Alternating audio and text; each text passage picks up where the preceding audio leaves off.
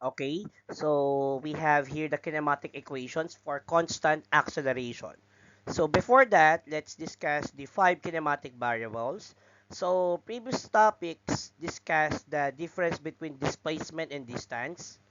Okay, so but in reality, the same lang naman din ang distance and displacement. It just happened that your distance is a scalar quantity and your displacement is a vector quantity. So both has a symbol of x or d. So take note, small letter lang ha. X and D. So it has a SI unit of meters. Next, we have here acceleration. So in some cases, acceleration is just the same as average acceleration. So do not be confused. So the SI unit is meter per second. For time, we have here small letter t, seconds. Okay, so do not be confused with elapsed time. It's just the same thing. And as well as delta t, it just tell you that there are two times, or at least there are final and initial time. Okay, for initial and final velocity, so we can use different sets of variables, but please take note, when you use b sub 0, their final velocity should be v with no subscript. For initial velocity, we have also v sub I, b sub f, b sub 1, b sub 2. So you cannot use b sub I, then your final velocity would be b sub 2. No. So if you use b sub I, you should use b sub f as your final velocity symbol. Okay? So in some cases, we have still b sub A and b sub B, and another b sub x and b sub y. So take note that the symbols can be changed. So SI unit is meter per second.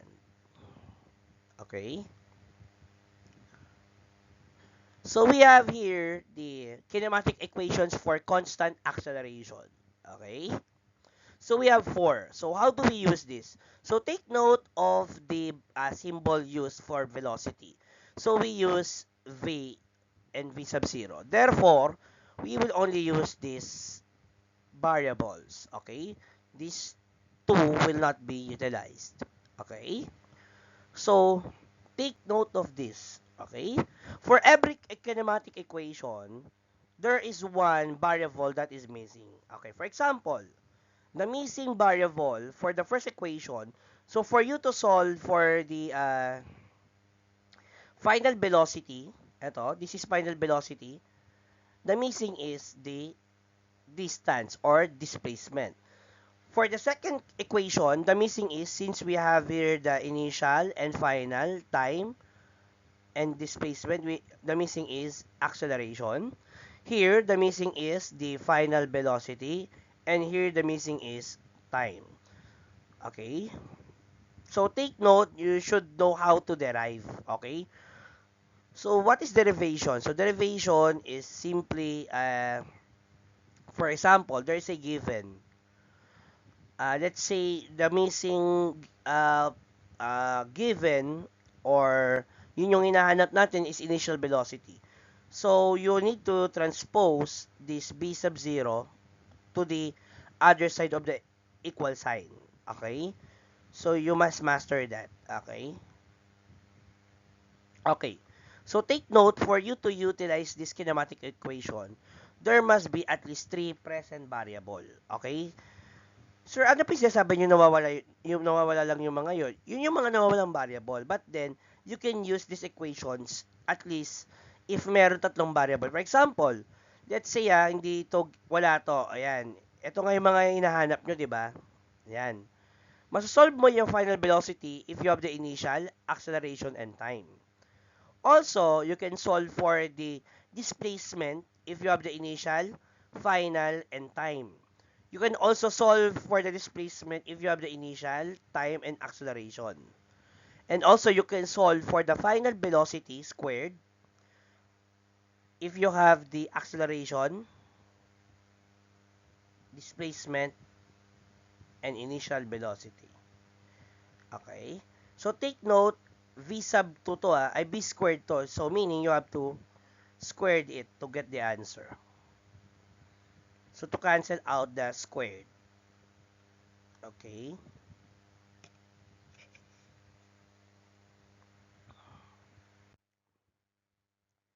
Okay, so the summary of the equations that we have been considering. So these equations are known as equations of kinematics. So each equation contains four of the five kinematic variables as indicated by the check marks in the table. So you can post this. So as I've said, wala yung x, wala yung acceleration, wala yung final velocity, and lastly, wala yung time. And as you can see, laging present ang initial velocity. So, in some cases, paano pag initial velocity ang gagamitin? You have to derive the formula. Okay? So, you can use either of the four equations. But check ano yung available na variable. Okay? For example, available yung variable mo na final velocity, acceleration, and time. So, you can use this equation. Okay? Ilipat mo lang to sa kabilang side. Okay? Okay, let's proceed. Let's have an example. A racer accelerates from rest at a constant rate of 2.0 meter per second square. How fast will the racer will be going at the end of the 6.0 second? How far has the racer traveled during this time? So always check for the sig fig. So we have two significant figures here. Least, pinakamababa. Okay, so we have here the given na ano. Okay, bakit po initial velocity is 0 meter per second? The main reason is simply that the racer accelerates from rest. So meaning to say, when we say from rest, that is actually 0. So there are things na hindi natin na-mention no, sa given kasi naka-wording siya. So you have to analyze it. Next, we have acceleration and then time. So, based doon sa kinematic equations, ano kaya pwede natin gamiting uh, kinematic equation to solve for the how fast and how far. So, this is displacement and ano yung how fast? Velocity. Okay? Final velocity. Okay? So, we can use this equation. Why? Since we can solve for final velocity. Diba? So, how far naman, solve for x tayo. So, we can use this. Sir, ba't po hindi naging x? Same lang yan, guys. Walang pinagkaiba. X or d is just the same thing. Oh, simply substitute the value. 0 to 2 times 6. So, pag nagmamultiply tayo, ano nangyayari? Nakaka-cancel out ang exponent. So, we have 12 meter per second. 2 sigpig yan. Next, we have distance. And that is 36 meters. That's how you solve this. Okay? How about this one? Oh, let's give it a try. How long does it take a car to cross a 30-meter wide intersection after the light turns green if the car accelerates from rest at a constant 2.00 meter per second squared? So, it's just the same scenario, halos, no? Given 30 meter. So, sinabi na naman na from rest, we have initial velocity to 0. However, the question is, how long does it take a car to cross? Okay, ano yung hinanap natin? Time. So, based sa econometric equations, anong pwede natin gamitin na present ng tatlong variable na to? Okay So, take note, these three variables should be present and also yung t nandoon. Okay? Wala naman doon na equal ang t. Okay, you will use another kinematic equation. Magde-derive ka ng formula. Okay? So, sa madaling set derivation is just making another or formulating another equation from a given set of equation. Let's say we have here, yan, ito gagamitin natin. Why? Because given po yung ating x, ito, nandito siya, yung a nandito, and yung initial velocity nandito. So, yung time ang nawawala. Okay?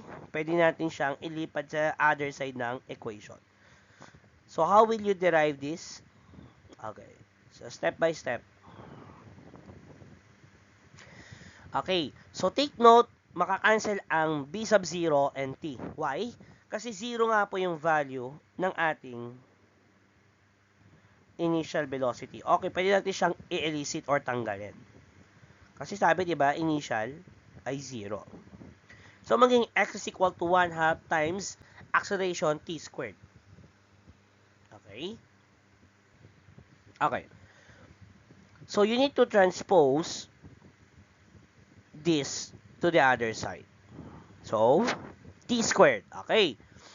So, magiging 2x siya. Okay? Ito, malilipat dito. Then, sa baba yung a or acceleration. Okay. Now, naka-squared siya, diba? So, you need to cancel the square to get the value of time. So, you will square root it, no? I-square root mo siya. Okay, i-square root mo ito para ma-cancel mo yung squared. Magiging ganito. So, simply substitute the value.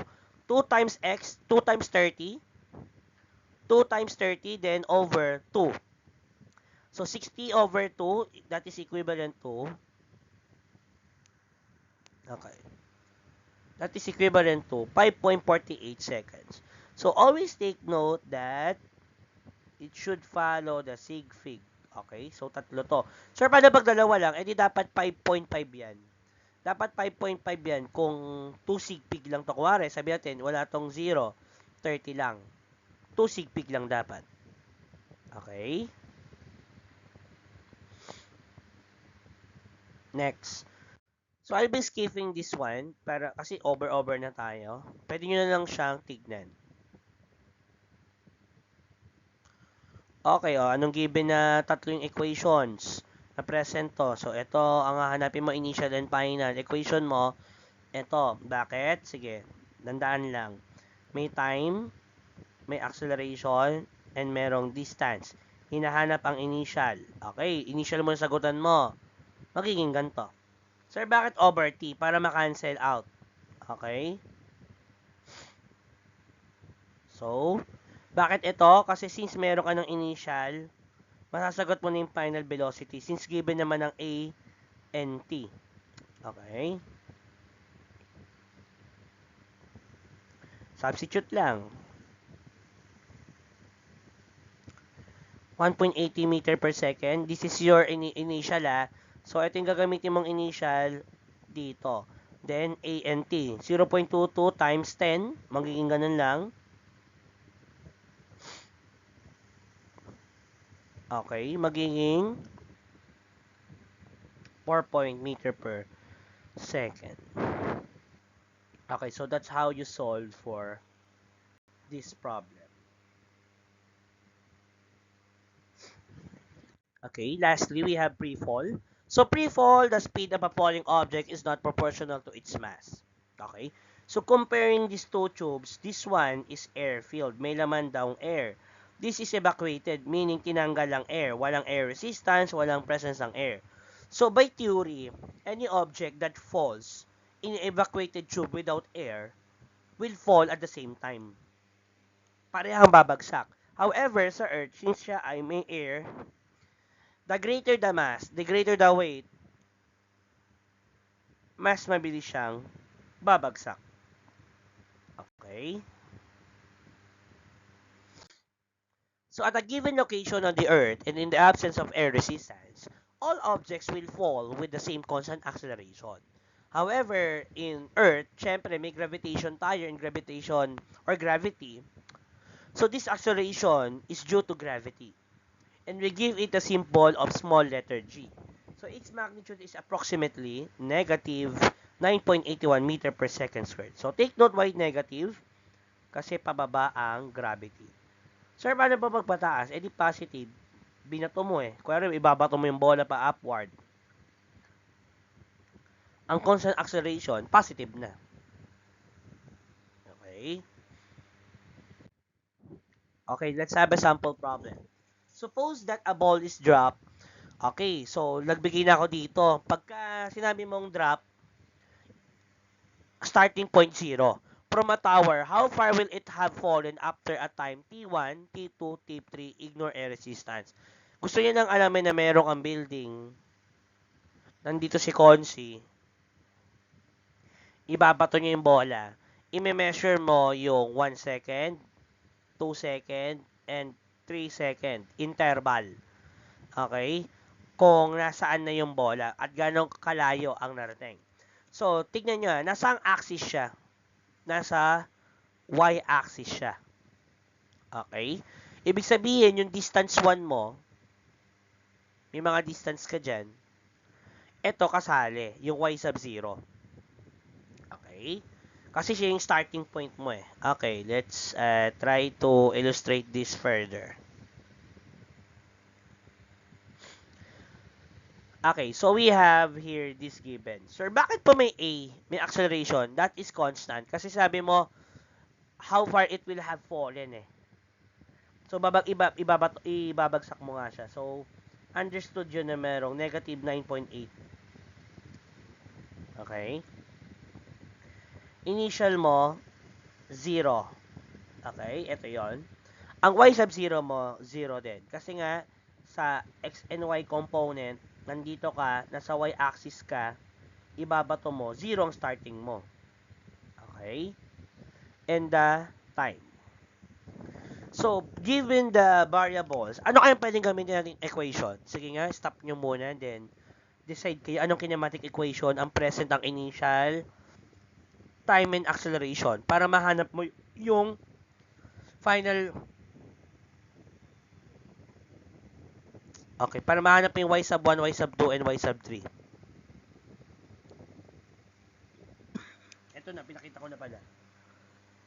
Okay, so take note, napapalitan naman to, kaya nga, baka malito, y sub 1, pinalitan lang naman natin, since y nga ang hinahanap natin, same lang din naman yung equation na yon. Okay? Okay, iisa-isay mo yan. Y sub 1, y sub 2, y sub 3. So, as you can see, dito may t sub 1, t sub 2, t sub 3. Nilagay lang yan to identify na that is for 1 second, this is for 2 seconds, and this is for 3 seconds. Okay? Pare-parehas lang yan. O, substitute mo. O, initial mo, 0. O, diba? 0. O, automatic, pwede mo cancelin to. Ang itira mo na ng equation ay ito. Okay? Kasi 0 initial mo eh. O. Magiging ganito na. So, take note, ito na ginamit natin para hindi malito ha. 1/2, aning A natin, negative 9.80 meter per second squared. Then, T sub 2, square root ng 1 second. Ganun din sa kabila. Okay. Aning T2 natin, 2, squared nun, magiging 4. So, as you can see, yung distance natin or yung Y natin, nag-i-increase siya habang tumatagal. Okay.